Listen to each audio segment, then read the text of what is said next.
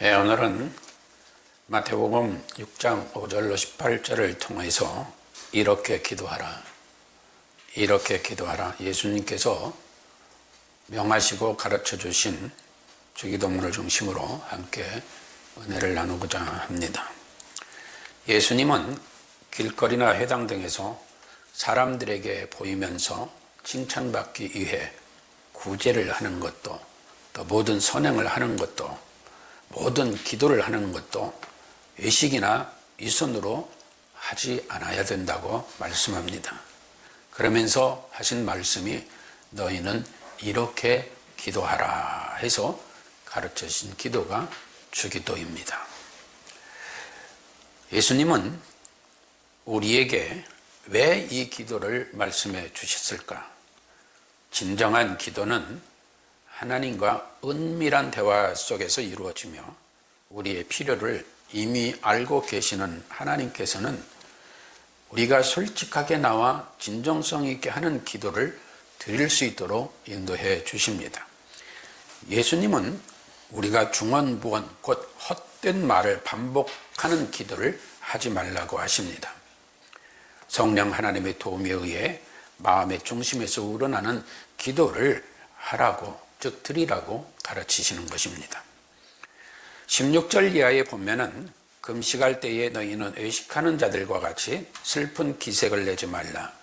저희는 금식하는 것을 사람에게 보이려고 얼굴을 흉하게 하느니라. 내가 진실로 너희에게 이르노니 저희는 자기 상을 이미 받았느니라. 너는 금식할 때에 머리에 기름을 바르고 얼굴을 씻으라.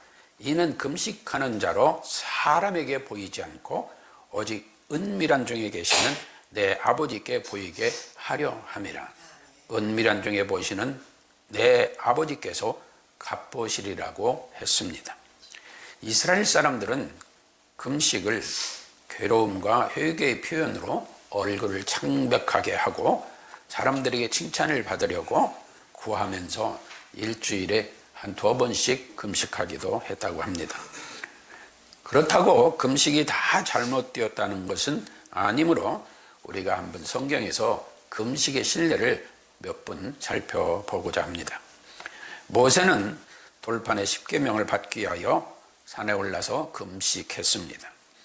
또 백성들의 큰 범죄를 인하여 금식하기도 했고 하나님께서 이스라엘 백성들을 멸하라고 할 때에 금식하기도 했습니다. 그런가 하면 여호수아도 모세와 함께 금식했습니다. 다윗 역시 사울이 죽었을 때 금식을 했고 밧세바에서 낳은 아이가 병들었을 때 회개의 금식을 하기도 했습니다. 또한 엘리야도 금식을 하였고 또 에스더와 모르드게도 금식을 했습니다. 그런가 하면 에레미야도 유다와 예루살렘에 대하여 예언할 때에 금식을 하기도 했습니다. 다니엘 역시 포로로 잡혀가 가지고 백성들의 아픔과 고통을 보면서 그들이 구원을 위하여 금식을 했고 금식 기도를 했고 또한 풀무불 속에 들어가는 그러한 두려움과 공포 속에서도 굴하지 아니하고 기도를 했습니다. 그런가 하면 예수님은 이 세상에 오셔서 공생애를 시작하는 시점에 금식을 하셨습니다. 그런데 예수님은 그 금식하시고 공생애를 시작하시고 제일 경계하신 것이 바리새인들의 신앙생활과 그들의 기도생활이었습니다. 바리새인들은 이사야 선지 등이 증거한 하나님이 기뻐하시는 금식을 알고 있습니다. 그럼에도 불구하고 그들은 그러한 기도를 하지 않았습니다. 그러면 예수님의 제자들이 어떤 기도를 했을까요? 역시 예수님의 제자들도 금식을 했습니다. 바울은 자기가 개종할 때에 금식을 했고 제자들 역시 바나바와 바울을 선교사로 세울 때에 금식을 하기도 했습니다. 그래서 사도행전 13장 2절 이하에 보면 주를 섬겨 금식할 때에 성령이 가라사대 내가 불러 시키는 일을 위하여 바나바와 사울을 따로 세우라 하시니 이에 금식하며 기도하고 두 사람에게 안수하여 보내니라 했습니다. 또한 장로들을 세울 때에도 금식을 했습니다. 그런가 하면 바울과 또 배 승선하여서 로마로 향하던 276인의 사람들은 유라굴로 광풍이 만났을 때 그 두려움과 공포에 떨고 있지만 바울은 이때도 그들을 위하여 금식하며 기도했습니다. 예레미야 14장 10절 이하의 부분, 여호와께서 이스라엘 백성에 대하여 말씀하시되 그들이 어그러진 길을 사랑하여 그 발을 금하지 아니하므로 나 여호와가 그들을 받지 아니하고 이제 그들의 죄를 기억하고 그 죄를 벌하리라 하시고, 여호와께서 또 내게 이르시되 너는 이 백성을 위하여 복을 구하지 말라. 왜 그랬을까요? 그들이 하나님 앞에 백성이라고 외치고 기도하지만 하나님은 그들의 기도를 듣지 아니하시고 그들을 오히려 경계하시며 그들이 바른 신앙생활을 하지 못하는 것에 대한 심한 진노를 하셨음을 보게 됩니다. 그러면서 그들이 금식할지라도 내가 그 부르짐을 듣지 아니하겠고 번제와 소제를 드릴지라도 내가 그것을 받지 아니할 뿐 아니라 칼과 기근과 연병으로 그들을 멸하리라. 그러나 아마 그 당시도 그 백성들은 우리가 이렇게 하면 하나님이 무조건 받을 거야 이렇게 생각했을 겁니다. 오늘날도 이런 사람들이 많지 않을까 심히 염려됩니다. 스가랴 역시 스가랴서 7장 4절 이하에 보면 만군의 여호와의 말씀이 내게 임하여 이르시되 온 땅의 백성과 제사장들에게 이르라. 너희가 70년 동안 5월과 7월에 금식하고 애통하였거니와 그 금식이 나를 위하여 금식한 것이냐? 라고 묻습니다. 너희의 먹으며 마심이 전혀 자기를 위하여 먹으며 자기를 위하여 마심이 아니냐? 여호와가 이전 선지자로 외친 말을 너희가 청종할 것이 아니냐? 그때는 예루살렘과 사면읍에 백성이 거하여 형통하였고 남방과 평원에도 사람이 거하였느니라. 다시 말하면 선지자들이 외칠 때에 그 말을 들을 때 걷고 경청할 때에는 모든 것이 형통하고 평안하였다. 그러나 지금 너희는 금식하며 기도하며 부르짖어도 그런 거 아니다. 너희가 너희의 먹고 마시는 것을 위하여서만 하고 있지 않느냐라는 거예요. 그런가 하면은 스가랴 8장 16절 이하에서도 너희가 행할 일은 이러하니라. 너희는 각기 이웃으로 더불어 진실을 말하며 너희 성문에서 진실하고 화평한 재판을 베풀고 심중에 서로 해하기를 도모하지 말며 거짓 맹세를 좋아하지 말라. 이 모든 일을 나의 미워하는 것입니다. 오늘날도 우리가 우리 주위를 보면 하나님이 미워하시는 일이 얼마나 많이 벌어지고 있는가 하는 것을 생각하게 합니다. 나 여호와의 말이니라. 만군의 여호와의 말씀이 내게 임하여 이르시되 만군의 여호와가 말하노라. 4월의 금식과 5월의 금식과 7월의 금식과 4월의 금식이 변하여 유다 족속의 기쁨과 즐거움과 희락의 절기가 되리니 오직 너희는 진실과 화평을 사랑할지니라. 다시 말하면 진실과 화평을 사랑하는 그러한 신앙생활, 그러한 기도생활이 하나님이 기뻐하시고 즐거워하는 희락의 절기가 되도록 해주신다는 거예요. 그런데 당시 백성들은 그렇지 않았다는 겁니다. 오늘날 우리도 우리를 돌아보면서 과연 우리는 어느 위치에 있는가 숙고해 보아야 합니다. 마태복음 9장 14절 이하에서도 그때에 요한의 제자들이 예수께 나와 가로되 우리와 바리새인들은 금식하는데 어찌하여 당신의 제자들은 금식하지 않습니까? 라고 할 때 예수께서 저희에게 이르시되 혼인집 손님들이 신랑과 함께 있을 동안에 슬퍼할 수 있느냐? 그러나 신랑을 빼앗길 날이 이르니 그때는 금식할 것이라. 이 예수님은 이때도 이미 예수님의 십자가의 죽으심을 이미 예고하고 계십니다. 그러니 그 뒤에는 그들이 금식할 것이다. 그럼 지금은 내가 함께하고 있으니 아니야. 마태복음 5장엔 실천을 위하여 신앙생활에 어떤 삶을 이뤄나가야 될 것인가를 기록하고 있습니다. 또 6장 1절은 외식함으로나 또 7장 15절은 거짓 선지자와 같이 하나님의 뜻대로 행하지 않는 자는 그들은 다 불법을 행하는 자들이라고 7장 21절로 27절까지 기록하고 있습니다.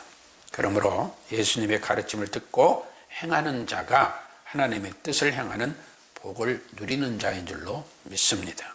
그러므로 예수님께서는 이렇게 기도하라고 가르치십니다. 이름이 거룩히 여김을 받으시오며, 이 말씀은 하나님의 속성, 곧 하나님이 어떤 분이신가 하는 것을 증거하는 기도입니다. 또한 나라에 임합시며, 이는 자기 백성을 위해서 행하시며 다스린다. 다시 말하는 하나님과 완전한 연합을 이룬 하나님 나라가 오소서 하는, 이 지상에도 하나님 나라가 이루어지기를 기도하는 것입니다. 뜻이 하늘에서 이루는 것 같이 땅에서도 이루어지이다. 무슨 일이든지 하나님께서 뜻을 따라 다듬고 조성되기를, 즉 하나님의 섭리가 이루어지기를 성령 하나님의 도우심을 구하는 그런 기도이기도 합니다. 또 우리에게 일용할 양식을 주셔서 하는 것은 하나님의 보살핌에 맡기는 것이며, 그의 섭리에 우리를 의탁하여 그가 우리를 먹이고 자라게 하고 보존하시도록 하는 그러한 기도입니다. 이 일의 일상 속에서 하나님의 도우심과 인도하심이 절대적으로 필요함을 구하고 있는 것입니다. 잠언 30장 7절로 9절에 보면, 내가 두 가지 일을 주께 구하였사오니 나의 죽기 전에 주시옵소서. 그러면서 곧 허탄한 거짓말을 내게서 멀리 하옵시며 나로 가난하게도 마옵시고 부하게도 마옵시고 오직 필요한 양식으로 내게 먹이시옵소서. 혹 내가 배불러서 하나님을 모른다, 여호와가 누구냐 할까 하오며, 혹 내가 가난하여 도적질하고 내 하나님의 이름을 욕되게 할까 두려워함이니이다. 또한 우리 예수님께서 우리가 우리에게 죄 지은 자를 사해 준 것 같이 우리 죄를 사하여 주시옵소서라고 하라고 했는데, 이는 죄 용서가 우리에게 베풀어지기를 구하는 것입니다. 예수님께서 우리가 말하는 주기도문에서 우리가 우리에게 죄 지은 자를 사해 준 것 같이 우리 죄를 사하여 주옵시고를 말씀하시는데, 14절로 15절에서도 용서의 중요성을 다시 한번 강조하셨습니다. 우리가 다른 사람을 용서할 때 하나님께서도 우리를 용서하실 것입니다. 용서는 하나님과의 관계뿐 아니라 이웃과의 관계를 회복하는 데 필수적인 요소이기도 합니다. 또한 우리를 시험에 들게 하지 마옵시고 다만 악에서 구하옵소서 했습니다. 이건 방자한 욕망을 일으켜 하나님으로부터 멀어지게 하는 마귀의 관계를 하나님의 손으로 우리를 붙잡고 격려하심으로 그의 능력으로 마귀를 대적하고 든든히 설 수 있는 기도를 하라는 것입니다. 우리는 원수마귀 사탄 마귀가 우는 사자와 같이 삼킬 자를 찾아 헤매는데, 이럴 때 우리가 믿음의 굳건히 서서 마귀를 대적하지 아니하면은 모두가 다 그 시험에 넘어집니다.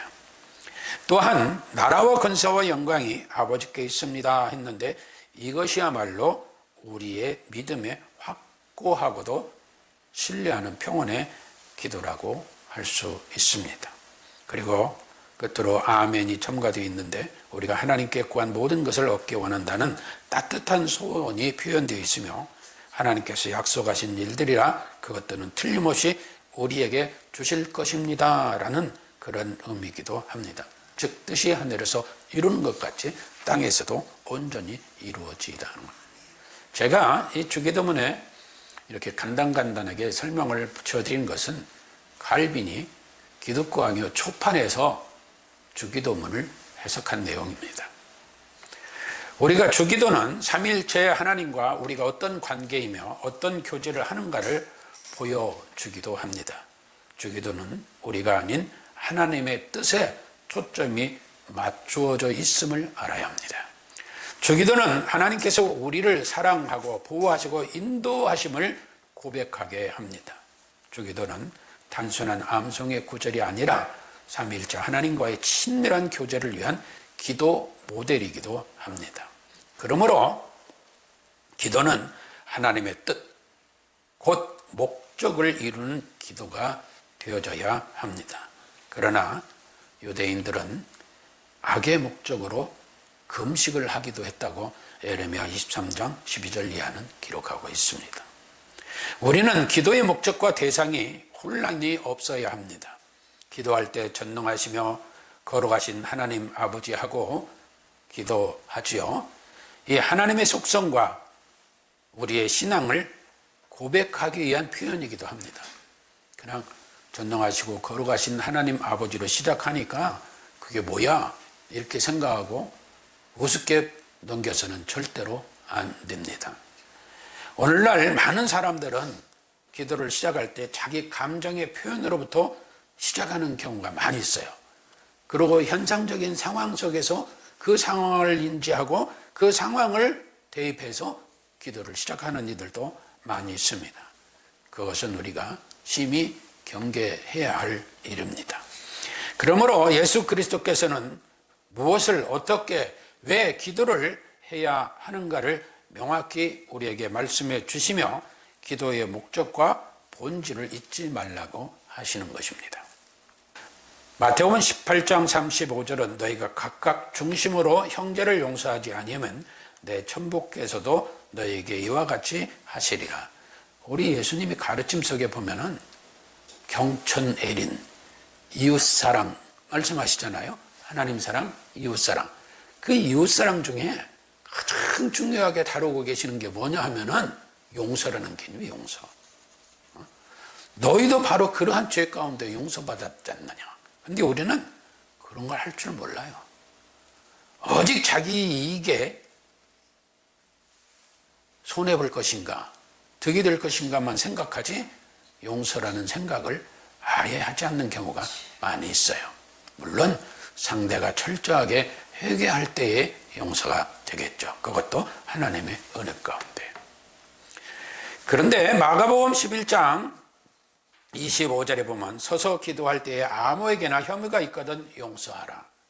그리하여야 하늘에 계신 너희 아버지도 너희 허물을 사하여 주시리라. 또 에베소서 4장 31절 이하도 너희는 모든 악독과 노함과 분냄과 떠드는 것과 회방하는 것을 모든 악의와 함께 버려라 했어요. 다시 한번 모든 악독과 노함과 분냄과 떠드는 것과 회방하는 것을 모든 악의와 함께 버리라. 서로 인자하게 하며 불쌍히 여기며 서로 용서하기를 하나님이 그리스도 안에서 너희를 용서함 같이 하라. 무슨 생각이 드세요? 우리 자신은 물론 우리의 주변 환경, 우리 국가의 환경, 지금 벌어지고 있는 일들을 보면서 과연 우리는 사도 바울을 통한 이 에베소의 말씀이 얼마나 공감하고 느껴지고 있는가. 본래 3장 13절은 누가 네게 혐의가 있거든 서로 용납하며 피차 용서하되 주께서 너희를 용서하신 것과 같이 너희도 그리하고 이 모든 것 위에 사랑을 더하라. 이는 온전케 매는 띠니라. 그러니까 용서도 못하는데 무슨 사랑이야. 사랑하는 자는 용서한다는 거예요. 또한 야고보서 2장 13절도 공의를 행치 아니하는 자는에게는 긍휼 없는 심판이 있으리라. 긍휼은 심판을 이기고 자랑하느니라. 예수님께서는 누가복음 23장 34절에 아버지여 저희를 사하여 주옵소서 저들은 자기 하는 것을 알지 못합니다. 어떤 상황이에요? 예수님 십자가에 못 박혀 고난 당하시면서 하신 기도예요. 스데반은 사도행전 7장 60절에 보면 무릎을 꿇고 크게 불러 가로되 주여 이 죄를 저들에게 돌리지 마옵소서 이 말을 하고 자니라 했어요. 어떤 상황이에요?